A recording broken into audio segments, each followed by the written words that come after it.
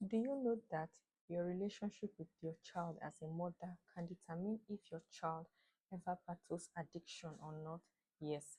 And let me explain the root cause as a practitioner of holistic medicine.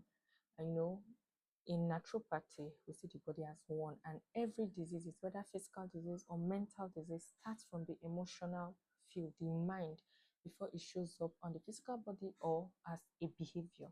Yes. So, for people who battle addiction, the emotional or mental root cause is that they lack the ability to love themselves.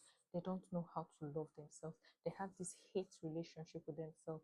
So, you know, they look for ways to, and it shows up in their behavior. Even though, tell me why you keep taking something that is harming your body and you can't stop. They don't know how to love themselves. Now, where does this start from? It starts from their early formative years, from 0 to 5 years old, and it depends on their mothers. Now, let me make it easier for you to understand. So let's look at this scenario. Two children, let's say two boys. Let's say one name is Toby, the other one's name is Musa. Let me just give this example. So Toby grew up in a home with a mother who is very volatile. She cannot regulate her emotions. She's not emotionally grounded. And any little thing, she pours the frustration on her children. She calls them unprintable names, only curses on them and all that. Now, that is the voice and the pattern, Toby's inner voice we mimic.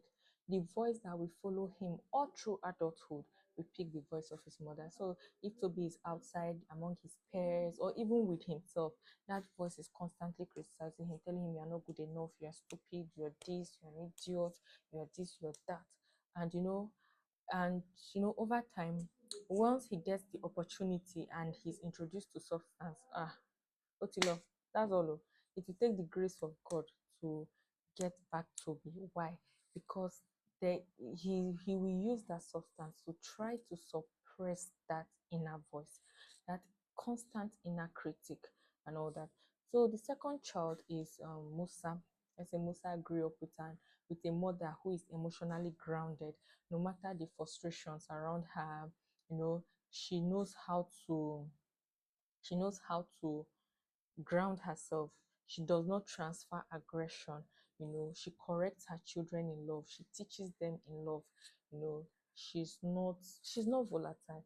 And she speaks to them in a loving and calm way, even when she's correcting them, even when they do something wrong. The way she speaks to them is in a healthy way. What will happen? Musa's inner voice, inner child, will pick up the voice of a loving mother, that he will grow up with confidence, and Musa's type, even if he comes among peer pressure that they are trying to introduce him to this substance abuse or not, he will have a stronger willpower to resist or even overcome. Or even if he falls for it, it will be easier for him to come out of it than Toby. It will be easier for him to come out of it because there's no inner critic that he constantly has to suppress using those substances. So this is how your relationship with your child can determine if your child will be prone to substance abuse or not. This is why, before you become a mother, especially if you've had a rough childhood where you were spoken to roughly and all that, that was your toxicity and you thought it was normal. If you don't go for therapy, you can transfer that same toxicity to your child and all that. So if you notice that you are the type that you are not emotionally grounded, you are too volatile, you transfer aggressions and all that, and motherhood, you yearn for it, it's important to go for therapy before you bring a child into this world. Don't bring the child into this world and damage the child.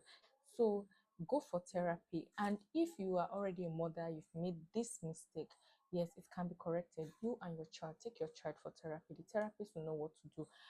Therapists can help your child unbox their Pandora boxes, give you tools on how to mend your relationship with your child and all that. And it can help. Also, I can help. You can DM for sessions, or you click the link in my bio and get my book, The Long Code Walk Back to Childhood, or Unearthed, and just start healing your childhood from there. And if you've been a victim of such and you are in your adulthood, you had a volatile mother and all that, you had a very tough childhood, you can reparent yourself, you can heal that your inner child. You can get my book, or you come in DM and book for a consultation session. And yes, so women who are prone to this, women who are prone to, you know, making their children's inner voice to be unsafe for them, are women who grew up in toxicity, women who married bad men that are making them frustrated. You know, most of these women pour the frustration on their children, and women who marry poor or broke men, when they are seeing shege up and down, you know, they'll pour the frustration on the children. So that's it.